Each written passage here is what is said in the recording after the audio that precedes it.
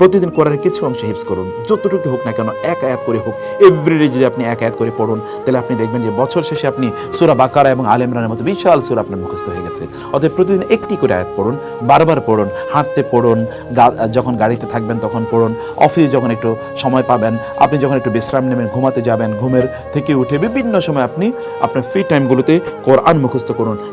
চিন্তা করে দেখুন, কিয়ামতের দিন এই কোরআন আপনাকে সুপারিশ করে জান্নাতে নিয়ে যাবে। আর এই কোরআন আপনার মধ্যে প্রোডাক্টিভিটি তৈরি করার জন্য এসে, এই জন্য কোরআন যে ব্যক্তি হিফজ করতে পারে প্রচণ্ড প্রোডাক্টিভ হয়, নফসের পূজারিতে তারা হতেই পারে না। কারণ কোরআন তো আপনাকে প্রোটেকশন দেওয়ার জন্য এসছে।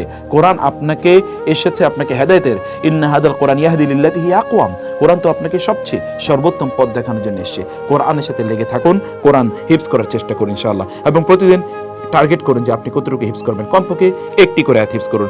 বিশেষ করে আপনি রাতের বেলা যখন ঘুমাতে যাবেন, তখন আপনি পবিত্র হয়ে পবিত্র অবস্থায় ঘুমাতে যাবেন।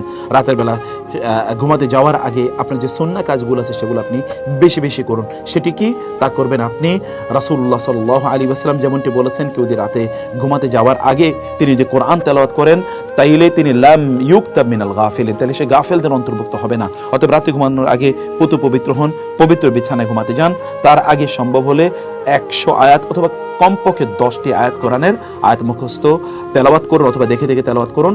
অতঃপর আপনি শুয়ে সেখানে যে তাসবিহ তাহলিলগুলো আছে, যেমন ধরুন কুল হুয়াল্লাহু আহাদ, কুল আউযু বিল ফালাক, কুল আউযু বিন নাস এবং আয়াতুল কুরসি, এবং সেখানে আপনি সুবহানাল্লাহ, আলহামদুলিল্লাহ, আল্লাহু আকবার, এই যে তাসবিহগুলো আছে, যে তাসবিহ পড়ে আমাদেরকে ঘুমাতে হয়। এবং আপনি ঘুমাতে বিছানায় যাওয়ার যে দোয়াগুলো আছে, সেই দোয়াগুলো আপনি পড়ে তারপরে ঘুমাতে যাবেন। তাইলে ইনশাআল্লাহ সূরাতুল বাকারার শেষের দুটো আয়াত আছে, সেই দুটো আয়াত পড়বেন। তাইলে ইনশাআল্লাহ আপনাকে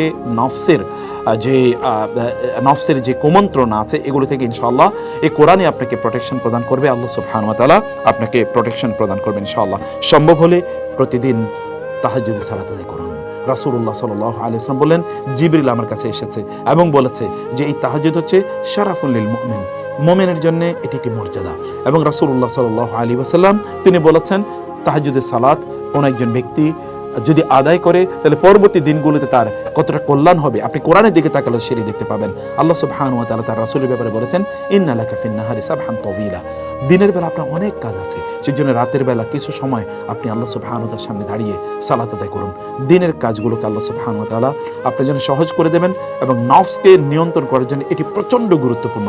কারণ আপনি রাতের বেলা কেউ যখন দেখছেন না, তখন আপনি আল্লাহর সামনে দাঁড়িয়ে আছেন, আপনার নফসের নিয়ন্ত্রণে থাকবে ইনশাআল্লাহ। এই জন্য তাহাজ্জুদ গুজাররা কখনোই নফসের কৃতদাসে অথবা নফসের পূজারীতে তারা কখনোই পরিণত হয়নি।